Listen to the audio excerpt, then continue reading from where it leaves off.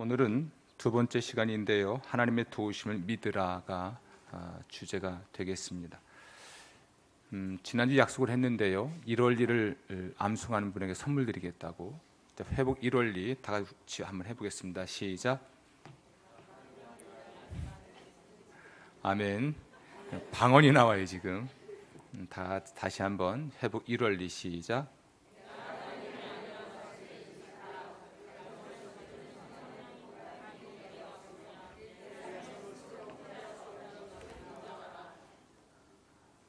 네, 임대한 목사님은 이용윤 전사님 저 밑에 가서 암송 카드 박스를 갖고 오십시오. 그래서 오늘 오신 분들을 다 드리겠습니다. 다니시면서 이렇게 회복과 관련된 1월 2부터 8월 2까지 그리고 그 원리의 토대를 둔 단계가 있습니다. 1단계, 2단계, 총 12단계에 대한 말씀이 있고 그 뒤에는 성경 구절이 되어 있으니까 이거 선물 드릴게요. 별로 감동이 없어요? 그럼 없던 걸로 하지요. 제가 캐나다에 공부하러 간 게 이제 지질학을 공부하러 갔는데요. 캐나다 로키를 보면서 캐나다를 가야만 보는 것들이 있습니다. 어떤 격변을 통해서 세상이 만들어졌는지 이걸 공부하러 간 건데 그 이동 시간이 길잖아요. 이동 시간 양순 교수님이 버스에서 강의하는 시간 내내 불량 학생이기 때문에 이거 암송했습니다. 강의도 못 듣고 암송도 못 하고 그리고 돌아왔는데 1월 2 그리고 1단계 이렇게 계속 말씀 암송 그 주제를 암송하고 뒤에 성구를 암송하니까 이게 제게 되죠. 그리고 묵상이 되고 또 제가 돌아와서 계속 오늘 수요일 날을 위해서 설교를 또 보고 또 정리를 하면서 제게 적용하는 이 말씀이 되는 거죠. 다음 주에 오실 때는 이걸 가지고 1원리 단계 말고 그다음에 2원리 원리만 외우세요. 단계는 내년에 여러분이 혹시 회복과 관련된 소그룹에 참여하게 되면 그때 가서 단계도 외우시면 되겠고요. 이번에는 원리만 외우시면 되겠습니다. 선물 다 드리겠습니다. 다 외우셨으니까. 별로 감동이 없어서. 네. 자, 오늘 두 번째 시간입니다. 우리는 우리 스스로가 죄인이고 불완전하죠. 또 이렇게 불완전하고 죄인인 우리가 만든 세상, 또 우리가 사는 세상도 불완전하고, 그래서 우리는 누군가에게 상처를 입기도 하고 상처를 주기도 하죠. 또 우리는 어느 정도 심리적 장애를 가지고 있기도 하고요. 바꾸고 싶은 습관도 다 있습니다. 저도 있고 여러분도 다 있죠. 근데 이런 모든 것의 근본적인 원인은 우리가 하나님이 되려는 데 있습니다. 우리는 우리 자신의 이미지, 다른 사람들, 우리의 문제나 고통을 통제하고 지배하려고 하는 거죠. 이것이 우리가 하나님이 되려고 하는 것이라고 말씀드렸습니다. 사람은 불안할수록 자꾸 통제하려고 합니다. 근데 불안할수록 통제하려고 하는데 통제하면 할수록 훨씬 더 불안해지죠. 왜냐하면 우리는 죄인이고 완전하지 않고 세상은 또한 불완전하기 때문에 통제하려고 하면 할수록 더 불안해지곤 합니다. 그래서 두려움이 쌓이고 좌절하게 되고 피로감이 쌓이고 실패를 반복하게 되죠. 이런 것들이 이런 이야기 중에 지극히 작은 하나라도 있다면 우리가 느끼지 못할 뿐이고 누구나 있기 마련인데 그렇다면 우리 모두는 회복이 필요한 사람들이죠. 아멘. 회복의 과정, 내가 상처를 치유한다든지 또는 심리적 장애를 치료한다든지 혹은 나쁜 습관을 치료하려고 한다든지 나만의 독특한, 나만의 고유한 문제를 치료하고 회복하길 원하지만 그 원리는 똑같습니다. 어떤 것이든 간에 그 원리는 똑같죠. 오늘 저는 여러분에게 우리 자신과 하나님 앞에 좀 더 정직할 수 있도록 우리보다 먼저 용기를 내고 이 회복을 경험한 두 사람을 소개하겠습니다. 한 사람은 메리입니다. 미국에서 온 메리 소개하겠습니다. 또 한 사람은 데너인데요. 이어서 함께 하겠습니다. 둘은 부부인데요.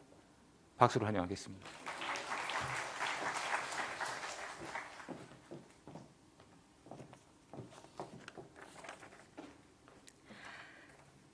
안녕하세요. 저는 메리입니다. 저는 공동 의존증, 즉 약물과 기타 자기 파괴적 행동에 중독된 사람에게 심리적으로 의존하는 그러한 관계에서 회복되고 있습니다. 우리 가족은 5명이었고 나는 그중 장녀였습니다. 나는 매우 평범한 아동기를 거쳤습니다. 우리 집은 알코올이나 마약 문제는 없었지만 완전하지 못했습니다. 의사소통에 문제가 있었던 것입니다. 어머니는 언어 정서적으로 나를 학대했고 어머니는 나에게 고함을 지르거나 나를 비참하게 만드는 말들을 많이 했습니다. 그래서 나는 스스로를 무가치하게 여기는 자존감이 낮은 아이였습니다. 어머니가 화내시는 것이 너무 무서워서 엄마가 나에게 화내지 않게 할 수만 있다면 뭐든 하겠어 라는 생각까지 했을 정도입니다. 현재 저는 해군에서 간호사로 근무하고 있습니다. 그래서 롱비치의 해군 병원에서 열리는 알코올 중독자 치료 프로그램인 AA에 참가할 기회가 있었습니다. 그곳에서 알코올 중독에 대해 배우던 저는 알코올 중독자는 아니지만 뭔가가 대단히 잘못되었다는 것을 깨달았습니다. 저는 저 자신이 무가치하다고 생각하고 있었습니다. 사람들이 실제 나를 알게 된다면 나를 미워할 것이고 나와 관계하지 않으려 할 것이라는 생각이 들었습니다. 그곳에 도움을 요청하지 않고 그냥 떠나버린다면 내 문제에 대한 해답을 찾지 못할 수도 있다는 생각이 들어 환자로서 계속 참석하게 해달라고 요청하며 허락을 받았습니다. 저의 남편도 그 치료 프로그램에 함께 참석했습니다. 저는 심리치료사가 내 생활에 대해 질문하면 나는 다 괜찮아요. 문제는 남편이에요. 라는 식으로 일관했습니다. 내가 부부 문제에 나의 책임을 너무 강하게 부인했기 때문에 그들은 나를 도울 수 없었고 저는 그냥 돌아올 수밖에 없었습니다. 직장으로 돌아와 일하며 그건 악몽이었어 라고 생각했습니다. 저는 그 일을 잊어버리고 다시 직장에서 열심히 일했습니다. 저는 매우 바빴습니다. 2번째 임신을 했습니다. 쌍둥이였고 6달 후에 아들 2이 태어났고 저는 심각한 우울증과 자살 충동에 시달렸습니다. 그러면서도 직장에서 일하고 어린아이들을 돌봐야 했습니다. 남편에게는 내 기분을 말하지 않았습니다. 그래서 우리 둘 사이에는 대화가 별로 없었습니다. 그러나 다행히 저는 목사님께 자살 충동을 느끼고 있다고 털어놓을 정도의 분별력은 있었습니다. 목사님은 내게 심리치료를 받을 것을 권했습니다. 저는 심리치료에 돈을 쓸 정도의 가치가 있다고 느끼지 못했습니다. 하지만 목사님의 권유를 받아들여 심리치료를 받게 되었습니다. 내가 느끼는 불행과 고통이 너무 큰 나머지 지푸라기라도 잡고 싶은 심정이었기 때문입니다. 게다가 자살 충동 때문에 아무런 조치를 취하지 않으면 오래 못 살 것 같았습니다. 그래서 나는 심리치료를 받으러 갔고 더 이상 내 삶의 진실을 부인하지 않고 나의 모든 고통과 불행과 생활을 털어놓았습니다. 심리치료사는 내가 밝힌 진실을 있는 그대로 받아들였습니다. 그녀는 나를 사랑하고 받아들여줬으며 내 삶과 당면한 문제들을 어떻게 효과적으로 해결해 나갈 수 있는지 제게 가르쳐 주었습니다. 나는 그녀에게 진심으로 감사했습니다. 하나님께서 또 다른 사람들도 만나게 해주셨습니다. 그들은 AA 12단계, 중독자를 위한 치료 12단계 프로그램에 참여하고 있었는데 큰 도움을 받는다고 했습니다. 나도 아직 치유를 받지 못했으니 그 모임에 가봐야 되겠다는 생각이 들어서 저는 그 모임에 나가기 시작했습니다. 저는 그곳에서 저의 삶이 통제되지 않고 있다는 사실을 인정하면서 행복하고 즐겁게 사는 사람들을 만났습니다.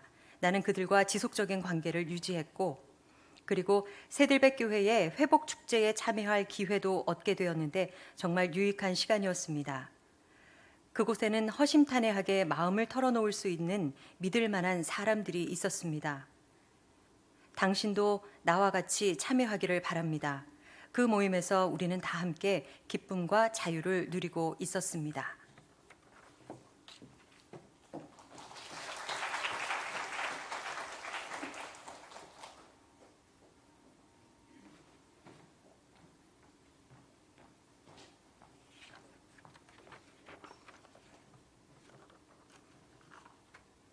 내 이름은 대너이고 나는 중독자이다.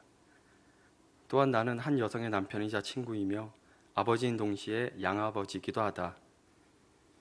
부모님께는 사랑스러운 아들이고 동기간에 정이 두터운 형제이다. 나는 대학교 졸업 후 법학대학원에 들어가 학업을 마쳤고 지금은 개인 회사를 운영하고 있다. 오늘 말하고 싶은 가장 중요한 것은 내가 하나님의 은혜로 회복되면서 감사하고 있는 중독자라는 사실이다. 지금 나누려고 하는 이야기는 지루할 정도로 단순하다. 나는 12살에 롱비치에 있는 엘도라도 골프장 3번 홀 뒤 벙커에서 처음 담배를 피웠다. 그리고 중학교 1학년 학교 개교 기념일에 친구 3명이 맥주를 가지고 왔다. 그때 나는 처음으로 맥주를 마셨는데 마셔보니 좋았다. 자유로워지는 느낌이었고 재미있었으며 긴장도 풀렸다. 친구들은 나를 좋아했고 나는 주말마다 그들과 어울려 술을 마시기 시작했다. 그것이 멋있는 줄 알았다. 나는 결국 마티니와 각성제 그리고 마약까지 손을 대고 말았다. 16개월 전에 아내와 나는 즐거운 시간을 보내려고 평소에 좋아하던 외식 장소에 갔었다. 그런데 우리는 그만 싸우고 말았다. 집으로 돌아온 후에 아내가 나를 똑바로 쳐다보며 당신은 술과 마약을 나보다 더 좋아해요 라고 말해서 나는 깜짝 놀랐다. 아내의 말은 사실이었다. 나는 그 당시 신앙을 가지고 있었다. 맞아, 나는 알코올 중독자야. 내가 달라질 거야 라고 말했다. 그러나 아내는 나를 떠났고 나는 내 말을 실행하지 못했다. 오히려 나는 친구에게 전화를 걸어서 다시 술을 마셨다. 어리석게도 나는 그렇게 행동했다. 나는 3주 내내 술에 취해 살았다. 그러던 어느 토요일 새벽 3시에 나는 벌거벗은 채 빈 맥주병들과 빈 담뱃갑들 속에서 자살하려고 코카인 봉지를 뜯다가 주위를 둘러보았다. 마침 그날은 나의 12살짜리 아들이 세례받을 날이었다. 내가 뭐 하는 거지? 내 꿈은 어디로 갔지? 누가 내 꿈을 훔쳐갔지? 그 순간 나는 나의 무력함을 뼈저리게 느꼈고 그것을 인정하지 않을 수 없었다. 내 삶을 온통 잘못 관리해 왔다는 것을 깨달았다. 나는 기도하려고 애써보았다. 나 혼자서도 충분히 달라질 수 있다고 생각했다. 그러나 누군가 자꾸 너는 도움을 받아야 해 라고 말하는 것 같아 나는 새들백교회 성도인 여동생 부부에게 전화를 걸었다. 그들은 그날 하루를 나와 함께 보내며 내게 꼭 필요한 도움을 주었고 나는 그 이후로 지금까지 AA 12단계 프로그램에서 도움을 받고 있다. 실패한 가운데서 AA 12단계를 시작했지만 15개월 후에 승리의 자리에 설 수 있었다. 왜냐하면 내가 십자가 앞에 무릎을 꿇게 되었기 때문이다. 나는 빈손으로 십자가 앞에 섰지만 예수님께서는 오래전부터 나를 기다리고 계셨고 어서 오너라, 우리가 해야 할 일이 있단다 라고 말씀하셨다. 나는 지금 큰 축복을 누리며 살고 있다.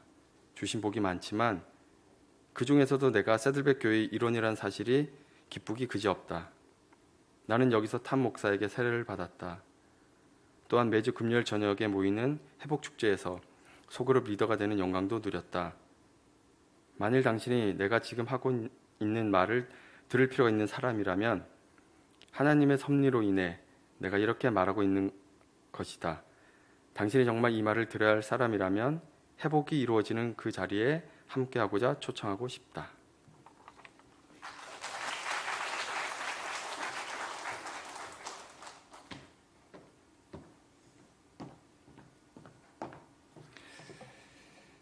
이런 이야기를 들으면 우리는 서로 다르게 반응할 수가 있죠. 어떤 반응도 보이지 않는 데에는 두 가지가 있을 수 있습니다. 첫째는 내 문제는 그렇게 심각하지 않다고 말하는 거예요. 따라해 볼까요? 내 문제는 그렇게 심각하지 않다. 그런데 이건 진실을 부인하는 겁니다.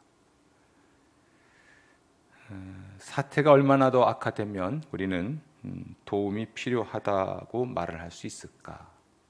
사태가 얼마나 더 심각해지면 우리의 상처 또는 우리의 심리적 장애나 혹은 습관들, 고치고 싶은 습관들, 이런 것들이 얼마나 더 악화돼야 다른 사람의 도움이 내가 필요하고 또 외부의 도움이 필요하다고 말을 할 수 있을까? 저의 경험도 그렇고 여러분의 경험도 그렇습니다. 우리의 고통이 변화에 대한 두려움보다 크지 않는 한 변하지 않습니다. 상처로 인한 고통이든 또는 심리적 장애로 인한 고통이든 혹은 우리의 습관으로 인한 고통이든 그 고통이 변화에 대한 두려움보다 커야 우리는 그때 가서 변하려고 하는 사람들이란 이야기입니다. 고통은 어떤 면에서는 하나님께서 사용하시는 확성기입니다. 고통 때문에 우리는 도움을 받아야 하죠. 10년, 20년, 30년 동안 간과해온 우리의 문제, 나의 문제, 그 문제에 직면해야 합니다. 그럼 여쭤볼게요. 그 문제로 인한 여러분의 고통 지수는 지금 어느 정도입니까? 얼만큼 힘든 거죠? 아마 이것이 변화에 대한 두려움보다 작다면 우리는 변하지 않을 겁니다. 변하려고도 하지 않겠죠. 변하려는 노력도 하지 않겠죠. 그런데 이 고통 지수가 변화에 대한 두려움보다 크다면 그때쯤 우리는 변하려고 할 것이고 또는 도와달라고 누군가에게 도움을 요청하게 될 것입니다. 하나님께서 어쩌면 경고 사인을 보내고 있을 수 있어요. 경고 사인. 그것은 고통이라고 하는 통증입니다. 그걸 지각할 수 있다면, 그리고 그 지수를 좀 재볼 수 있다면 그는 어쩌면 변화오려 하는 열망이 생기겠죠. 사람이 그런 것 같아요. 웬만큼 아파서는 병원 안 가는 사람이 있죠. 위험한 사람이에요. 조금만 아파도 병원 가는 사람이 있죠. 지나친 사람처럼 보이지만 이런 사람이 오래 살아요. 웬만큼 아프지 않는 한 병원을 안 가면 병을 키운다고 하죠. 통증이 생기면 어딘가 문제가 있다는 건데 끙끙 앓을 뿐이지 또 병원을 가는 것에 대한 부담감, 불편함 이런 것이 사실은 자신의 고통보다 훨씬 더 크기 때문에 기꺼이 병원을 가지 않는 건데 그러다 병을 키우고 그리고 큰 병으로 인해서 더 큰 고통을 겪게 되죠. 그때쯤 되면 큰 수술을 해야 됩니다. 이런 간증을 듣고 나면 어떤 반응도 보이지 않는 경우에 두 번째 경우가 있는데 좋은 이야기지만 내 문제는 내가 해결할 수 있다. 그리고 이런 간증은 나 말고 다른 사람들에게 맡겠다고 이야기를 하죠. 이것도 진실을 부인하는 겁니다. 내가 해결할 수 있었으면 지금 나는 힘들지 않죠. 지금까지 해결하지 못했으니까 앞으로도 해결하지 못하는 것이 맞죠. 우린 우리의 문제에 대해서 얼마든지 핑계는 댈 수 있습니다. 그럼 별 문제가 아니고 나는 괜찮다, 내가 해결할 수 있다라고 핑계를 댈 뿐 아니라 내 문제에 대해서 누군가를 또 탓하게 됩니다. 내 아내가, 내 자식이 또는 우리 부모가 조금 더 나에게 잘해줬더라면 이렇게 자신의 문제를 핑계댈 뿐 아니라 남을 탓하곤 하죠. 그리고 더 심각한 건 우리가 근시안이라는 겁니다. 난 괜찮아 라고 말을 하지만 또 잘 지낸다고 말을 하지만 사실은 추락하고 있는 걸 모르고 있는 거죠. 아마 알고 있다면 그렇게는 안 할 텐데 이 모르는 게 문제가 되지요. 진실을 부인하는 태도, 이것은 아담과 하와만큼 오래된 일입니다. 아담과 하와가 죄를 짓고 지었을 때 한 행동이 두 가지입니다. 하나님이 만든 피조물 사이로 숨는 것, 그리고 하나님이 만든 피조물로 자기를 가리는 것. 생각해 보세요. 이보다 어리석은 행동이 어디 있습니까? 하나님이 만든 피조물 사이로 숨으면 창조주가 보고 있는데 숨길 수 있을까? 또 피조물로 자기의 이런 부끄러움과 두려움을 가린다면 그렇다고 해서 가려질 수 있는 것일까? 그렇지 않은데도 자꾸만 우리는 숨으려고 하고 가리려고 하지요. 만약 우리가 우리의 결정, 우리의 문제를 하나님께 정직하게 털어놓고 또 자신의 문제를 직시하고 또 자기가 이걸 해결할 수 없다는 걸 우리가 인정할 수 있다면 하나님 우리를 치료하기 시작하실 겁니다. 아멘. 자, 이런 진실을 부인하는 것에 대한 해결책은 뭘까? 자, 진실을 부인하는 것에 대한 해결책, 하나님의 해결책입니다. 자꾸만 진실을 부인하는 우리의 문제를, 이 병을 해결하시는 하나님의 해결책은 고통입니다.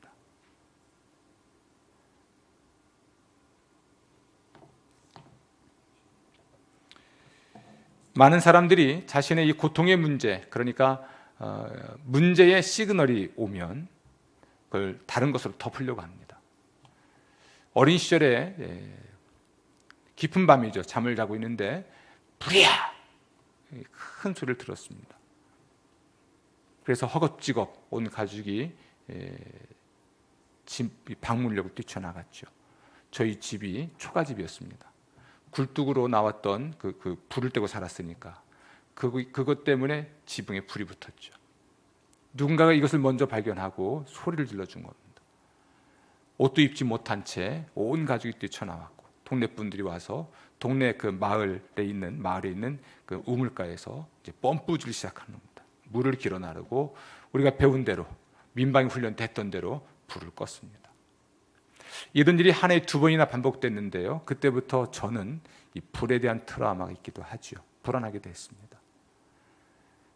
만약 여러분의 집에 이런 불이 났다는 얘기를 들으면 어떡하십니까? 119에 신고하시죠.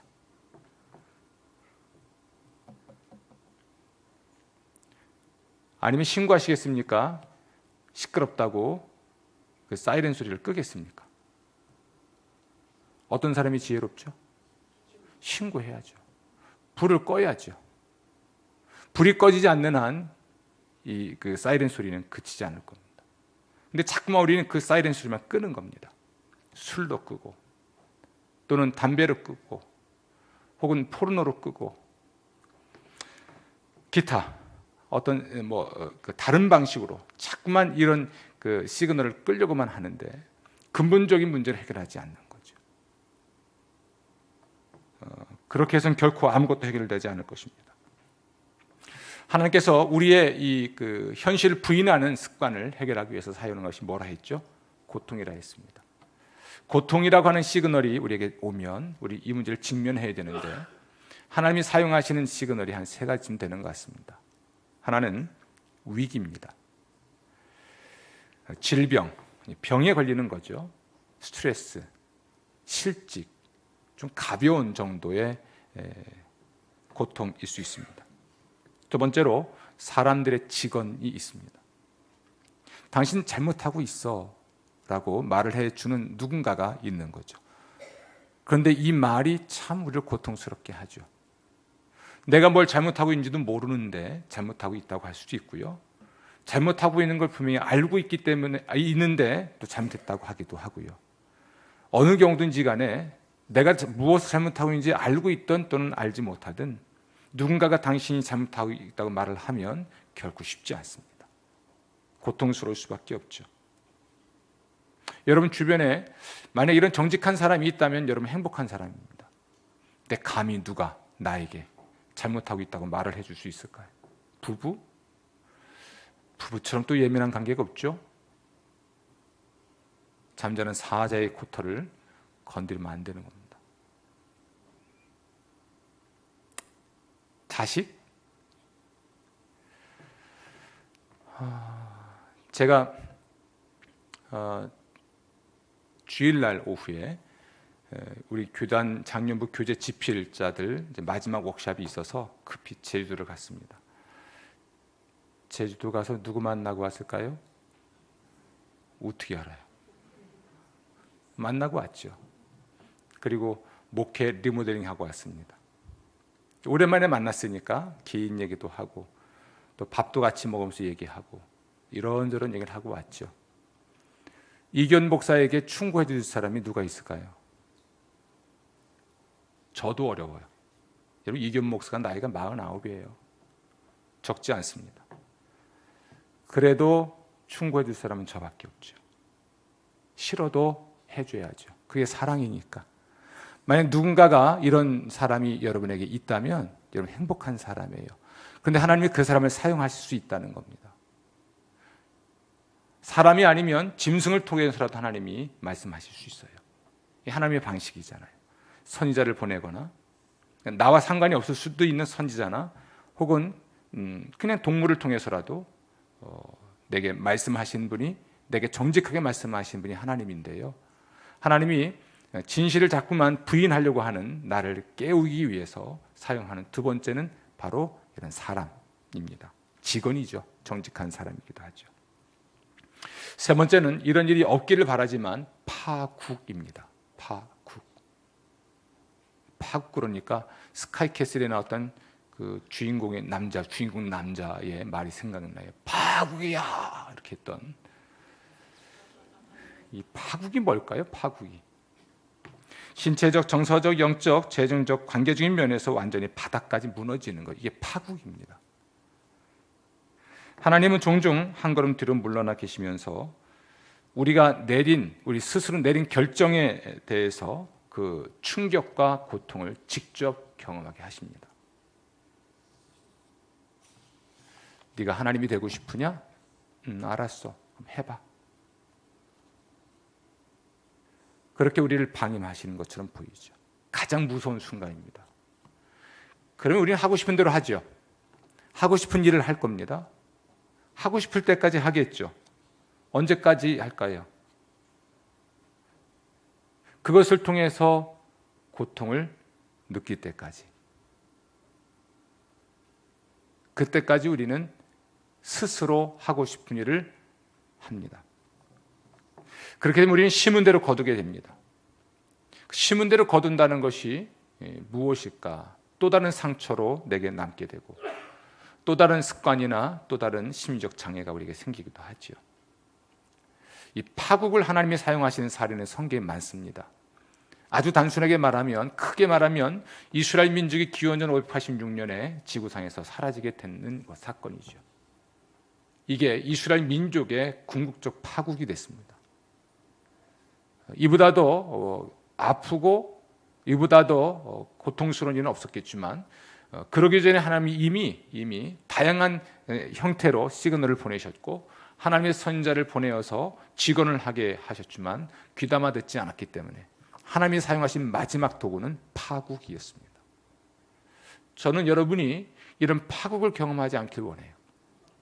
하나님이 파국이라고 하는 것을 사용하시지 않길 저는 바라요. 그걸 경험하고 나서야 변하려고 하는 어리석음을 여러분이 선택하지 않길 바랍니다. 회복의 첫 번째 원리는 내가 하나님이 아니라는 사실을 인식하는 거죠. 잘못을 저지르려는 성향을 극복할 힘이 내게 없고 내 삶을 스스로 통제할 수 없다는 것, 그 사실을 인정하는 것이 첫 번째 원리였다면 이 두 번째 원리는 이제 우리의 희망에 관한 것입니다. 나에게 하나님이 계시고 나는 하나님에게 소중한 존재이고 아멘. 따라합시다. 나에게 하나님이 계신다. 나는 하나님에게 소중한 존재이다. 나를 회복시킬 능력이 하나님께 있다. 자, 이것을 진심으로 믿으라는 것이 두 번째 원리입니다. 그래서 오늘 믿음에 관한 이야기입니다. 나에게 누가 계십니까? 하나님이 계십니다. 또 나는 하나님께 소중한 존재다. 나를 회복시킬 능력이 누구한테 있다? 하나님께 있다. 이 세 가지를 아주 진심으로 믿을 때 우리는 회복을 시작할 수가 있습니다. 아니, 하나님이 회복을 시작하시게 되겠죠. 오늘 두 번째 원리의 말씀은 히브리서 11장 6절 말씀에 근거합니다. 함께 말씀 읽어보겠습니다. 히브리서 11장 6절. 믿음이 없이는 하나님을 기쁘시게 하지 못하나니 하나님께 나아가는 자는 반드시 그가 계신 것과 그 또한 그가 자기를 찾는 자들에게 상 주시는 이심을 믿어야 할지니라. 아멘. 아멘. 아멘. 이 회복 이 원리는 세 부분으로 구성되어 있습니다. 이 히브리서 11장 6절 말씀을 토대로 세 가지로 구성을 해 본 건데요. 첫 번째는 하나님을 인정하는 겁니다. 하나님을 인정한다. 히브리서 11장 6절 말씀 보면 하나님이 계신다는 것과 라고 돼 있죠. 믿음이 없이는 하나님을 기쁘시게 할 수 없다. 하나님께 나아가는 자는 반드시 하나님이 계신다는 사실을 믿으라는 거잖아요. 하나님이 계시는가? 이 질문에 대해서 오늘날 없다고 대답하는 사람은 점점 줄어드는 것 같아요. 우주에 대한 지식이 많아질수록, 그리고 이 세상이 우연히 생길 수 있는 확률을 계산할 수 있는 컴퓨터 공학이 발달할수록, 과학적 발견을 통해서 우주에 대한 지식의 양이 많아질수록, 이 세상과 사람이 우연히 존재할 수 있는 확률을 계산할 수 있는 컴퓨터 공학이 발달할수록 하나님이 존재하지 않는다고 말할 수 없게 됐습니다. 그러니까 50년 전보다 100년 전보다 우주에 대한 지식의 양이 늘어났죠. 이 모든 것이 우연히 생겨날 수 있을까? 그 확률을 계산할 수 있는 컴퓨터가 발달했죠. 그럴수록 지식과 정보의 양이 많아진 상황에서 무신론자들이 점점 줄고 있다는 것이 통계입니다. 정보의 양이 많으면 많을수록 이 세상은 우연히 존재할 수 없다고 인정하게 되지요. 보통 우리가 창조를 이야기할 때 또는 진화론을 이야기할 때 이런 이야기를 하죠. 시계를 분해를 한 후에 봉지에 집어넣고 흔드는 거죠. 쉐킷. 그리고 다시 처음의 모습대로 될 수 있는 확률. 가능한 얘기입니까? 한번 해볼까요? 여기 종이 찢어가지고 막 흔들어 보세요. 그것이 다시 붙을 때까지. 레고 조립한 것, 우리 최희수 선생님 오셨나?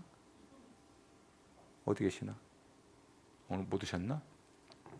레고 조립한 거 있죠? 이걸 분해한 다음에 봉투에 넣고 막 흔들어 보세요. 처음 모양대로 조립이 될 수 있는 확률. 그런데도 불구하고 오늘날 이 세상이 우연히 존재했다고 말을 하는 사람이 있다면 어리석죠. 하나님이 존재하지 않는다는 것을 믿을 수 없다라는 이 말보다 하나님이 계시다고 하는 사실을 믿을 수밖에 없는 사실에 대한 증거가 훨씬 더 많은 거죠. 어쨌든 일반적인 이야기지만 하나님이 존재하지 않는다 또는 존재할 수 없다라고 말을 할 수 있는 확률은 점점 줄어들고 있는 시대를 살고 있습니다. 창조물이 있으면 창조자가 있기 마련이죠. 결과가 있으면 원인도 있기 마련이고 디자인이 있으면 디자이너가 있기 마련입니다. 우주에 대해서 알면 알수록 우리는 설계자가 있다는 것을 인정하지 않을 수 없게 될 겁니다. 하나님의 존재를 인정하는 것. 하나님 계십니다. 계시고 지금 우리를 변화시키고 계십니다. 계시지만 아무것도 안 하신 분이 아닙니다. 보통 이신론자들은 하나님이 세상을 만드신 것까지 인정하지만 이 세상은 그냥 자동 테이프를 감아놓은 것처럼 돌아가고 있다고 말을 합니다. 하나님이 세상에 개입하지 않는다고 이야기하죠. 이 세상은 하나님이 만든 것이 아니라 우연히 존재하고 있다고, 우연히 존재한다고 말하는 것도 문제이지만 하나님이 만든 것 인정하지만 하나님이 만드실 때 자동 입력 장치를 넣어놔서 저절로 돌아가게 했다라고 하는 것도 문제가 됩니다. 하나님은 만드셨고 이 세상에 개입하고 계시고, 그러니까 창조하셨고 창조하고 계시고 변화시키고 계신 것이죠. 그분 계십니다. 하나님께 나아간 자는 그러므로 그분이 계시다는 것을 믿어야 되는데, 회복으로 가는 그 두 번째 원리의 첫 번째 부분은 하나님의 존재를 인정하는 것입니다. 나에게는 하나님이 계시고, 자, 그 하나님이 나의 하나님이 아니면 의미가 없죠. 모든 사람의 하나님이 맞습니다. 우리가 인정하든 인정하지 않든 하나님은 존재하십니다. 그런데 그 하나님이 나의 하나님이어야 하는 것이죠. 내 하나님으로 인정하고 내 하나님으로 받아들이고 그분을 섬기는 것이 굉장히 중요합니다. 그래서 하나님이 계시지만 과연 나의 하나님인가라는 질문을 해봐야 돼요. 성서의 하나님이 나의 하나님인가? 그 하나님이 나의 하나님인가를 우리가 점검해 볼 필요가 있는 거죠. 두 번째로 하나님의 성품을 이해하는 것입니다. 하나님을 인정할 뿐 아니라 그 하나님이 어떤 하나님인지가 중요한 거죠. 오늘날의 질문은 하나님은 계시는가라는 질문보다 이 점이 더 중요합니다.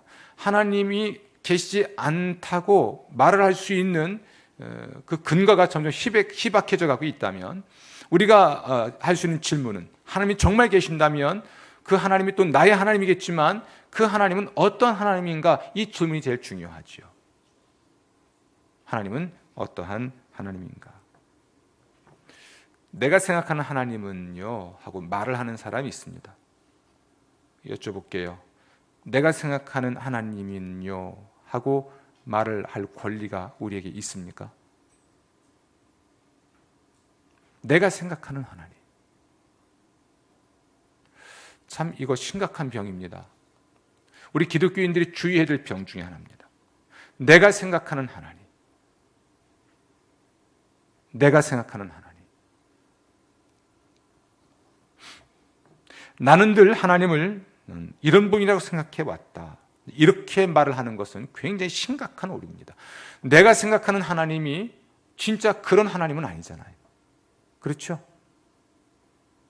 하다못해 약도 나에게 맞는 약이 있고 안 맞는 약이 있는데, 내가 생각하는 하나님은요 하고 그걸 진리처럼 말을 하면, 내가 경험한 하나님은요 하고 말을 하면서 그것이 하나님의 전부인 양 이야기한다면, 그보다 심각한 오류가 어디 있겠습니까?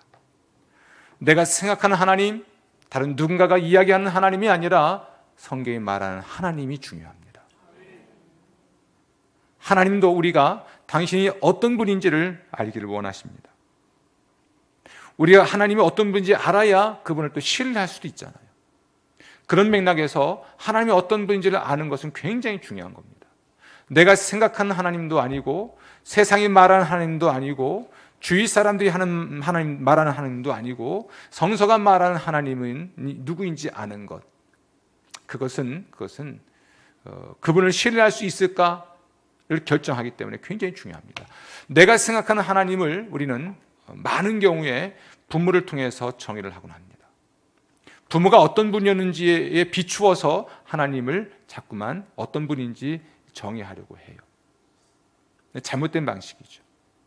엄격한 아버지 밑에서 컸으면 하나님 아버지도 엄격한 것 같고, 너그러운 아버지 밑에서 컸으면 하나님 너그러운 것 같고, 내가 생각하는 하나님, 내가 만든 하나님, 세상이 만들어 놓은 하나님인 것이죠. 물론 내가 생각한 하나님이나 내가 경험한 하나님은 성경의 하나님의 극히 적은 한 부분일 것입니다. 문제는 이것을 일반화시켜서 다른 사람 모두에게 똑같이 적용하려고 하는 것이 오류인 것이지요. 하나님은 자신이 어떤 분인지를 우리에게 정말 알려주길 원하시고요. 그래서 우리는 알 수가 있습니다. 그래서 우리는 성서를 읽게 되고 성경에 나타나 있는 하나님을 알게 되죠. 근데 보이지 않는 하나님, 그 하나님을 아주 실제적으로 보여주신 분이 계시는데 바로 예수님이십니다. 아멘. 그러니까 예수님은 사람이 되신 하나님이십니다. 골로새서 1장 15절 말씀입니다. 그는 보이지 아니하는 하나님의 형상이시요. 예수님께서 보이지 아니하는 하나님의 형상이라면 우리는 예수님의 생애를 추적해 봄으로써, 예수에 관한 성경 말씀들을 깊이 읽고 묵상함으로써 하나님이 어떤 분인지를 알 수가 있을 것입니다. 그러니까 성서에 기록된 예수, 가장 가깝게는 그러므로 마태복음, 마가복음, 누가복음, 요한복음이겠고, 그 이외 신약 성서에 나와 있는 사도들이 증언하고 있는 예수에 관한 수없이 많은 기록들을 읽고 묵상함으로써, 거룩한 상상력을 동원해서 그분을 생각함으로써, 또 좀 더 알 수 있다면 구약 성서에 기록되어 있는 하나님이 하신 일들과 또 그 백성과의 관계들을 계속 읽고 묵상함으로써, 결론적으로 말씀드리면 성서의 사람이 되어서 하나님을 생각하고 묵상함으로써 성서에 드러난 하나님, 그 하나님을 우리가 정말 읽고 묵상하면서 그분이 어떤 분인지를 알 수가 있을 것입니다. 특별히 예수님은 보이지 않는 하나님이 보이도록 표현된 분인데요, 우리가 그분을 보면 알 수 있는 것 세 가지가 있습니다. 첫 번째로 하나님은 우리의 모든 상황을 아십니다. 우리의 모든 뭘 아세요? 상황. 나의 습관, 심리적 장애나 상처를 다 아십니다. 여러분은 아주 힘든 일주일을 보냈을 수 있습니다. 지난 수요일 이후로. 또 힘든 한 달을 보내고 있을 수 있습니다. 아주 힘든 1년을 보내고 있을 수도 있고요. 너무나 고통스러운 세월을 수년 동안 반복해서 보내고 있을 수도 있습니다. 그러면 시편 56편 8절이 여러분에게 하실 말씀을 들어야 됩니다. 시편 56편 8절 다 같이 나의 유리함을 주께서 계수하셨사오니 나의 눈물을 주의 병에 담으소서. 아멘. 지금도 보십시오. 하나님이 어떤 분인지를 우리가 알기 위해서 성서를 읽은 겁니다. 성서에 계시던 이 하나님은 나의 유리함을 아신다라고 기록되어 있습니다. 나의 유리함을 계수하셨다. 내 고통이, 내 상처가, 내 이 습관이, 나의 이 장애가 얼마나 오래되었는지. 유리라고 하는 것은 방하는 거잖아요. 내 문제가 얼마나 오래된 것인지. 이걸 계수한다라는 것은 세어서 아신다는 것이지요. 나의 죄, 또 죄로 인한 나의 문제가 또 무엇인지. 여러분이 죄를 지으면 하나님이 어머나 너 왜 그랬니? 그럴 것 같죠? 천만에요. 그럴 줄 알았다. 아마 이게 더 빠를 것 같습니다. 우리의 어리석음도 아십니다. 우리의 죄도 아시죠. 우리의 고통도 아실 뿐 아니라 우리의 그 모든 것을 아신다는 겁니다. 유리함을 뭐하시고 계수하셨사오며 나의 눈물을 어디에 담습니까? 소주병에 담는 게 아니고 어디에 담아요? 막걸리병에 담는 게 아니고 어디에 담아요? 마약에 담는 게 아니고 어디에 담아요? 주의 병에. 이건 뭘까요? 내 고통의 크기? 이걸 주님은 아십니다. 이 고통이, 이 상처가, 이 장애가 무엇 때문에 언제부터 시작됐는지 그리고 얼마나 오랫동안 되었는지를 주님은 아시지만 그것의 고통의 크기도, 그 문제의 크기도 주님은 아십니다. 그렇기 때문에 우리가 정말 필요로 하는 것이 무엇인지를 아시는 분이 하나님이죠. 예수님을 살펴보면 하나님은 우리의 모든 상황을 아신다는 것을 알게 됩니다. 두 번째로 하나님은 우리의 상황을 돌보시죠. 하나님께서 우리의 상황을 아실 뿐 아니라 우리의 상황을 돌보시는데 아버지 마음으로 돌보십니다. 누구의 마음으로? 아버지의 마음으로. 아버지가 자식을 긍휼히 여긴 같이 여호와께서는 자기를 경외하는 자를 긍휼히 여기시나니. 시편 103편 13절에서 14절입니다. 아버지가 자식을 어떻게 여긴 같이? 긍휼히 여긴 같이. 자, 지금도 하나님이 어떤 분인지 성서에 계시된 대로 우리가 그분을 읽었고 묵상한 것입니다. 하나님 우리를 사랑하시죠. 예레미야 31장 3절인데요. 옛적에 여호와께서 나에게 나타나사 내가 영원한 사랑으로 너를 사랑하기에 인자함으로 너를 이끌었다 하였노라. 아멘. 영원한 사랑. 여러분, 어떻게 하나님께서는 한결같이 나를 사랑하실 수 있을까? 나 같은 사람을 정말 사랑하시는 걸까? 이런 죄를 지었고 저런 죄를 지었고 이런 실수를 했고 저런 실수를 했고 이런 상처를 갖고 있고 이런 심적 장애를 가지고 있고 이런 마음의 습관, 삶의 습관을 가지고 있는데 아직도 우리 간증에 나와 있듯이 끊지 못한 습관들 혹은 중독이 있는데 그래도 나를 사랑하시는가? 사랑하십니다. 이게 영원한 사랑으로 나를 사랑하신다는 이야기입니다. 이렇게 사랑이 가능한 이유는 그분이 사랑이기 때문에 그래요. 하나님의 사랑은 우리의 행위에 따라 달라지지 않습니다. 하나님의 사랑은 그분의 성품에 달려있는 겁니다. 하나님은 사랑이시기 때문에 우리를 사랑하십니다. 아무런 조건 없이. 그럼에도 불구하고 우리를 사랑하시는 것이죠. 그 사랑을 가지고 아버지처럼 우리를 돌보는 겁니다. 우리의 상황을 돌보시지요. 로마서 5장 8절입니다. 우리가 아직 죄인 되었을 때에 그리스도께서 우리를 위하여 죽으심으로 하나님께서 우리에 대한 자기의 사랑을 확증하셨느니라. 아멘.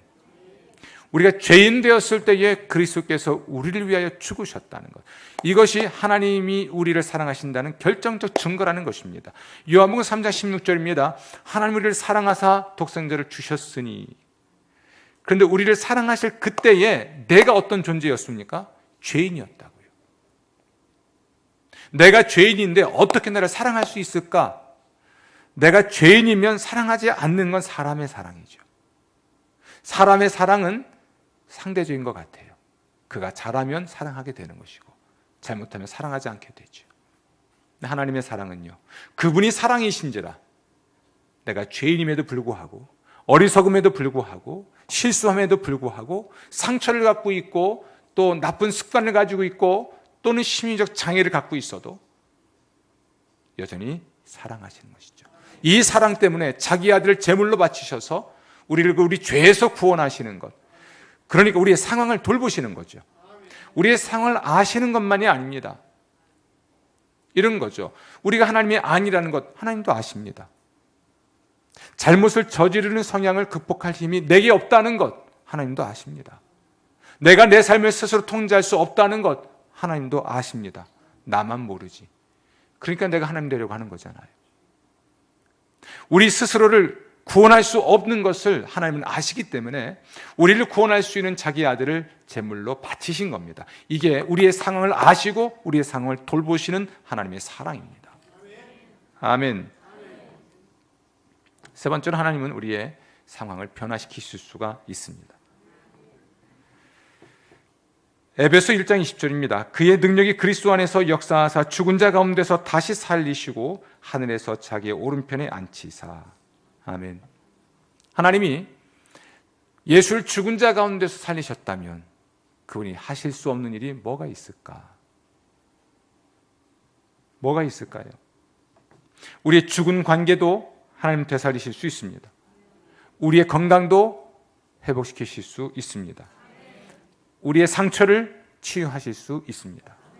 우리 마음의 습관도 고치실 수가 있습니다. 심리적 장애도 그분이 치료할 수가 있습니다. 그래서 우리가 우리의 모든 중독에서 또는 습관에서 상처에서 해방될 수가 있죠. 우리가 그분을 신뢰한다면 우리는 더 이상 과거에 매이지 않고 또 매이지 않도록 하나님께서 과거의 문을 닫아 주실 것입니다. 누가복음 18장 27절입니다. 무릇 사람이 할 수 없는 것을 하나님은 하실 수 있느니라. 아멘. 사람이 할 수 없는 것을 누가 하십니까? 하나님이 하실 수 있죠. 아멘. 나에게 하나님이 계시고 나를 변화시키실 능력은 누구한테 있습니까? 하나님에게 있고. 근데 나는 하나님에게 소중한 존재고, 오늘 여러분 회복 두 번째 원리가 그거 아닙니까? 나에게는 누가 계십니까? 하나님이 계시고 나는 그분에게 소중한 존재이고 나를 회복시킬 능력이 누구에게 있습니까? 하나님께 있는 것을 진심으로 믿으라. 이 믿음이 우리를 회복시키는 거죠. 아멘. 고통의 해결을 뒷전으로 미루면 미룰수록 회복은 멀어지죠. 고통, 시그널이에요. 내게 문제가 있다는 것을 알려주는 시그널.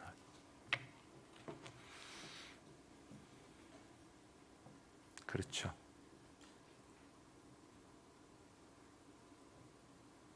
이 고통의 문제를 자꾸 뒤로 미루면 미룰수록 회복은 미루어지겠죠. 그러면 하나님이 의도하시고 원하신 모습을 가지고 세상을 살아갈 수 있는 때는 점점 멀어지겠죠. 어떤 사람은 현재의 문제로 고통을 겪을 때, 이 고통을 겪을 때 자꾸만 과거에 몰두하는 사람이 있습니다.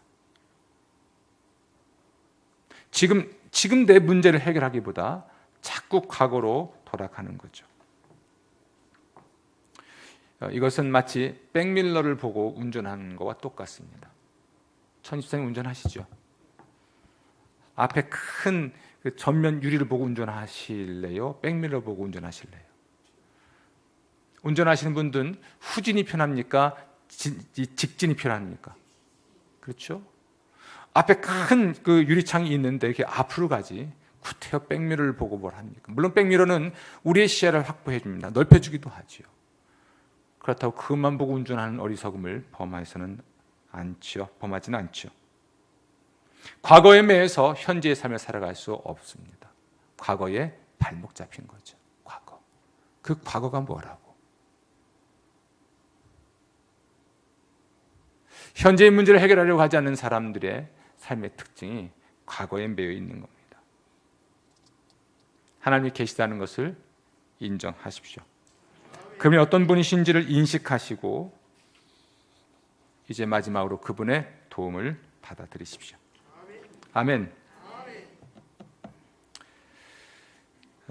하나님이 계신다는 것을 믿는 것으로 충분하지는 않습니다. 우리는 모두 하나님이 계시는 건 믿죠? 믿습니다. 그런데 우리의 상처는 저절로 사라지지 않죠. 중요한 건 그분의 능력에 우리가 접속하는 겁니다. 굉장히 중요합니다.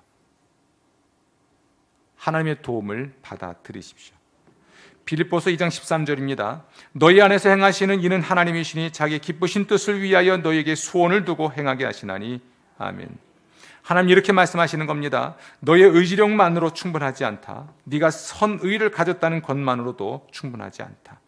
너에게 필요한 것은 네가 변화되도록 도울 나 하나님의 뜻과 능력이다. 너에게 필요한 의지를 내가 주겠다. 이렇게 말씀하고 계십니다. 그럼 내가 변하고 싶어 하는지를 모를 수도 있어요. 내가 정말 변하고 싶은 걸까? 변하고 싶으세요? 우리 자식들한테 그러잖아요. 너 진짜 바뀌고는 싶은 거냐? 변화되고 싶은가? 얼만큼 변화되고 싶은 걸까? 변화에 대한 두려움보다 고통이 크지 않는 한 우리는 변하려고 하지 않는데요. 변화의 의지는 과연 있는지 점검해 봐야 돼요. 변화의 의지가 정말 있는가? 정말 바꾸고 싶은 걸까? 변하고 싶은 걸까? 그때 우리는 하나님께 맡기고 기도할 필요가 있습니다. 이 의지를 달라고 기도할 필요가 있어요. 근데 제가 경험해 본 바로는요, 이런 마음이 생길 때까지 기도하는 것보다 그냥 변화를 시도하는 게 빨라요. 고통이 더 커지기 전에 시도하는 게 더 빠릅니다. 이러고 있지 않습니까? 용서하고 싶지 않아요. 용서하고 싶은 마음이 생길 때까지 기도하는 사람하고 용서를 선언하고 용서하기로 하는 사람하고는 누가 빠르게 용서가 가능할까요? 맞습니다. 내 마음의 분노, 내 안의 상처가 치유될 때까지 기다리는 사람보다는 차라리 그 상처 속에 뛰어드는 사람이 빨리 문제를 해결할 수 있어요.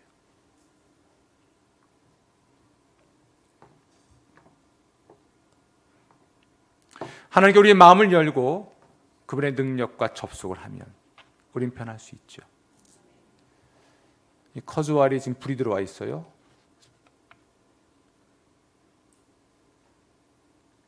지금 전원에 연결되어 있는 거죠. 그렇죠. 연주가 되죠. 제 방에 에어컨이 나갔습니다. 주일날 차등기 한번 내려간 적이 있다면서요? 근데 이게 고장 난 것 같아요. 아까도 켜보니까 안 돼요. 코드는 꼽혀 있는데 기기가 고장 났어요. 깊이 생각하십시오. 하나님의 능력에 접속해야 한다고 할 때 무엇을 의미하는지. 단순한 원리입니다. 전원에 연결이 돼야만 기기가 작동하는 것. 하나님의 능력에 우리가 접속해야만 그 능력이 내 능력이 된다는 것. 이거 생각해야 됩니다. 우리가 하나님의 능력에 접속하면 어떤 일이 벌어질까요? 광신자가 되는 건가요? 디모데후서 1장 7절입니다. 하나님이 우리에게 주시는 것은 두려워하는 마음이 아니요 오직 능력과 사랑과 절제하는 마음이니. 아멘. 이 마음으로 번역되어 있는 것을 어떤 번역본은 영으로 표현합니다. 영. 하나님이 우리에게 주신 것은 두려워하는 영이 아니라 능력의 영이요 사랑의 영이요 절제하는 영이라. 아멘. 우리가 하나님에게 접속하기만 하면, 예수 그리스도를 통하여 하나님께 접속하면 우리의 삶에 능력이 나타납니다. 내 상처를 치유할 수 있는 능력, 내 마음의 습관을 깨트릴 수 있는 능력, 심리적 장애를 치료할 수 있는 능력이 우리 안에서 나타납니다. 옳은 것인 줄은 알겠는데 하지 못했던 것을 할 수 있는 능력을 우리가 얻게 되죠. 과거에서 해방되고, 과거의 아픈 기억에서 해방되고 오늘을 살아갈 수 있는 능력이 우리의 삶에 나타납니다. 그리고 우리는 사랑을 원하게 돼요. 뭘 원하게 된다고요? 그렇죠. 참된 사랑을 원하게 됩니다. 사람들을 사랑하고 사람으로부터 사랑받고 상처에서 해방되기 시작합니다. 예수의 이름으로 하나님의 능력과 접속만 한다면 이 사랑이 우리에게 흘러들어오죠. 하나님은 사랑이시잖아요. 그 하나님의 사랑이 내게로 흘러 들어오지요. 이 사랑 때문에 내가 사랑할 수 있고 또 누군가의 사랑을 받을 수 있는 사람이 됩니다. 사랑받는 것이 어색한 사람이 있죠. 여러분 말고 저는 사랑받는 게 어색해요.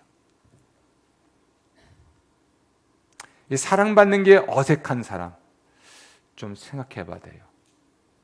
사랑하는 것이 불편하고 사랑받는 게 어색한 사람 뭔가 생각해 볼 일이 많습니다. 그러나 예수 이름으로 하나님과 접속하면 그분의 사랑이 내게 흘러 들어와서 참된 사랑을 나는 원하기도 하고 참된 사랑을 하게 되기도 하지요. 아멘. 세 번째로 예수의 이름으로 하나님과 접속을 하면 절제하는 마음을 우리에게 주십니다. 아멘. 절제라고 하는 것 참 필요하죠. 우리가 우리의 상황을 통제하고 지배하는 개념이 아니라 그분의 능력과 지혜로 내 감정과 내 삶의 상황을 이렇게 조절할 수 있는 능력, 그 밸런스를 유지할 수 있는 능력이 우리에게 생기게 됩니다. 아멘. 자, 그럼 어떻게 하면 우리가 하나님의 능력에 접속할 수 있을까? 참 단순합니다. 따라합시다. 하나님 도와주세요. 그 말 한마디면 됩니다. 하나님, 제가 변하고자 하는 의지를 좀 주십시오. 이렇게 말하는 것. 하나님, 제가 내 삶을 스스로 통제할 수가 없습니다. 잘못을 저지르는 성향을 내가 극복할 수 없습니다. 저는 하나님이 아닙니다. 고백한 후에 하나님, 제가 변하고 싶습니다. 치료받고 싶습니다. 극복하고 싶습니다. 이 문제 해결하고 싶습니다. 해방되기 원합니다. 도와주십시오. 아멘. 도와주십시오. 성경에 보면 수없이 많은 사람들이 예수님을 만나서 도와달라고 했습니다. 다윗의 자손 예수여, 나를 불쌍히 여기소서. 내 아들을 불쌍히 여겨 주십시오. 내 딸을 불쌍히 여겨 주십시오. 예수님께서 그들을 불쌍히 여기셨죠. 이 말은 곧 그들의 문제를 해결해 주셨다는 얘기입니다. 예수님은 보이지 않는 하나님을 우리에게 보여주시는 분인데 성서를 보면 그 예수님이 얼마나 우리의 필요를 아시고 돌보시고 또 해결하시는지를 알게 됐지요. 아멘. 물론 여러분, 이 길은 쉽지 않을 것입니다. 우리가 뒷전에 밀어놨던 모든 문제를 직면할 필요가 있을 것이고요. 위험을 감수하고 우리는 나서야 합니다. 정직해져야 돼요. 그러니까 내가 하나님이 아니라는 사실을 인식해야 돼요. 잘못을 저지르는 성향이 내게 있다는 사실을 인정해야 하고 내 삶을 스스로 내가 통제하고 지배할 수 없다는 사실을 또한 인정해야 합니다. 그리고 나에게 하나님이 계시다는 것과 내가 하나님에게 참으로 소중한 존재라는 것과 나를 회복시킬 능력이 하나님께 있다는 사실을 진심으로 믿으십시오. 그리고 하나님께 도와주십시오 말씀하세요. 그분이 여러분을 회복시켜 주실 줄로 믿습니다. 이사야 43장 2절입니다. 내가 물 가운데로 지날 때에 내가 너와 함께 할 것이라. 강을 건널 때에 물이 너를 침몰하지 못할 것이며 내가 불 가운데로 지날 때에 타지도 아니할 것이요 불꽃이 너를 사르지도 못하리니. 아멘. 그렇죠? 이 말씀도 성서에 계시된 하나님이 어떤 분인지를 알려주는데요. 여러분이 지금 물 가운데로 지나고 있나요? 불 가운데를 지나고 있습니까? 물과 불이 상징하는 여러분의 문제라고 하는 그 속을 지나가고 있다면 우린 그 와중에 그 속에서 하나님이 어떤 문제를 알아야 합니다. 우리가 물 가운데로 지날 때에, 내 상처라고 하는 물 가운데로 지나갈 때에, 심리적 장애라는 물 가운데로 지나갈 때에, 우리의 습관이라고 하는 이 물 가운데로 지나갈 때에 하나님이 함께 하십니다. 아멘. 그 물이, 그 불이, 그 상처가, 그 습관이, 그 장애가, 그 문제가 나를 침몰시키지 못하도록 하나님이 함께 하실 겁니다. 그래서 우리는 물속을 빠져나올 수 있을 것이고 불에 타지 아니할 것이고 마침내 해방, 물과 불로부터 해방된 자로서 자유하며 보다 나은 현재를 살고 미래를 준비할 수 있을 것입니다. 예수, 그분은 주님이시고 그리스도이시죠. 그분이 이렇게 말씀하십니다. 볼지어다 내가 문 밖에 서서 두드리노니 누구든지 내 음성을 듣고 문을 열면 내가 그에게로 들어가 그와 더불어 먹고 그는 나와 더불어 먹으리라. 아멘. 주님이 두드리죠. 주님 말씀하십니다. 애통하는 자는 복이 있나니 저희가 위로를 받을 것이며. 여러분의 문제 때문에 애통해하면서 또 스스로 해결할 수 없는 자신의 연약함을 인정하고 애통해하면서 도와달라 할 때 주님이 도와주실 테니까 마음을 열고 주님을 맞아들이시기를 주의 이름으로 축원합니다. 기도하겠습니다.